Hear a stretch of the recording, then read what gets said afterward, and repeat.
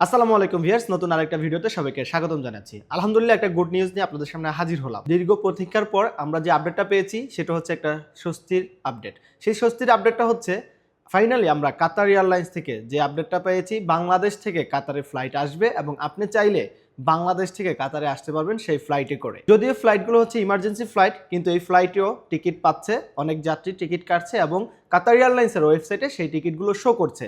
একটু পরে আমি সরাসরি আপনাদেরকে ওয়েবসাইটে দেখিয়ে দিব, কিন্তু টিকিটের প্রাইসটা একটু হাই, সেটা একটু পরে যখন আমি আপনাদেরকে সরাসরি ওয়েবসাইটে দেখাবো সেটা দেখলে আপনারা বুঝতে পারবেন। তারপরও স্বস্তির খবর হচ্ছে যে ফ্লাইট আসবে এবং সেই ফ্লাইটে আপনারা বাংলাদেশ থেকে কাতারে ব্যাক করতে পারবেন। ইভেন কি কাতার থেকে বাংলাদেশে ফ্লাইট ছেড়ে যাওয়ার আরো একদিন বাড়িয়ে দিয়েছে কাতার এয়ারওয়েজ। আমরা লাস্ট আপডেট পর্যন্ত জানতাম যে 16ই মার্চ পর্যন্ত বাংলাদেশের উদ্দেশ্যে কাতার থেকে ফ্লাইট ছেড়ে যাবে, কিন্তু কালকের আপডেটে আমরা পেয়েছি 17 তারিখেও একটা ফ্লাইট ছেড়ে যাবে। সেই ক্ষেত্রে 17ই মার্চে যে ফ্লাইটটা কাতার থেকে বাংলাদেশের উদ্দেশ্যে ছেড়ে যাবে সেই ফ্লাইটটি 18ই মার্চ আবার কাতারে রিটার্ন করবে যাত্রী নিয়ে বাংলাদেশ থেকে।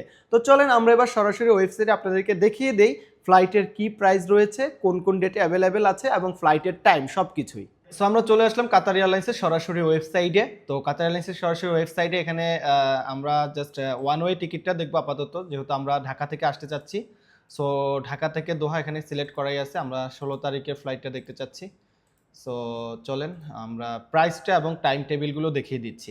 যদিও টিকিটের প্রাইস আপ ডাউন করবে, এটা মাথায় রাখবেন। এই প্রাইসে যে আপনারা টিকিট কাটতে পারবেন তার কিন্তু কোনো গ্যারান্টি নাই। এই প্রাইস বাড়বে, এটাই 100%, না হলেও 99% বলা যায়, কমার কোনো সুযোগ নেই।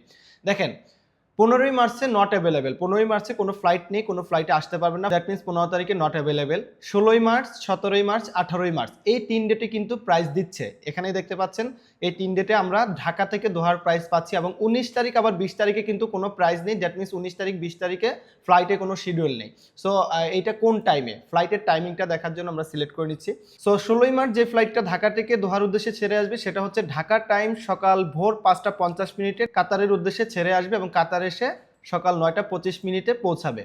এবং এই টিকিটের প্রাইস এই মুহূর্তে দেওয়া আছে সর্বনিম্ন অলমোস্ট 1,14,000 টাকার কাছাকাছি, কিন্তু এই প্রাইসটা স্টেবল না, এই প্রাইসটা কমতেও পারে বাড়তেও পারে। সো এই প্রাইসের উপর ডিপেন্ড করে যে আপনারা আমাদেরকে নক করবেন যে ভাই এই প্রাইসটা আপনাকে ভিডিওতে দেখছি, এই প্রাইসে টিকিট দেন, সেই টিকিট আমরা দিতে পারবো না, এটা বাড়তেও পারে কমতেও পারে, ইভেন কি একটু পরে এটা আর নাও থাকতে পারে, বুক হয়ে যেতে পারে। 17ই মার্চে যে ফ্লাইটটা ছেড়ে আসবে ঢাকা থেকে দোহার উদ্দেশ্যে সেটা আসবে সকাল 4টা বাজে, মানে ভোর 4টা বাজে ছেড়ে আসবে, দোহায় এসে সকাল 7টা 40 মিনিটে পৌঁছাবে।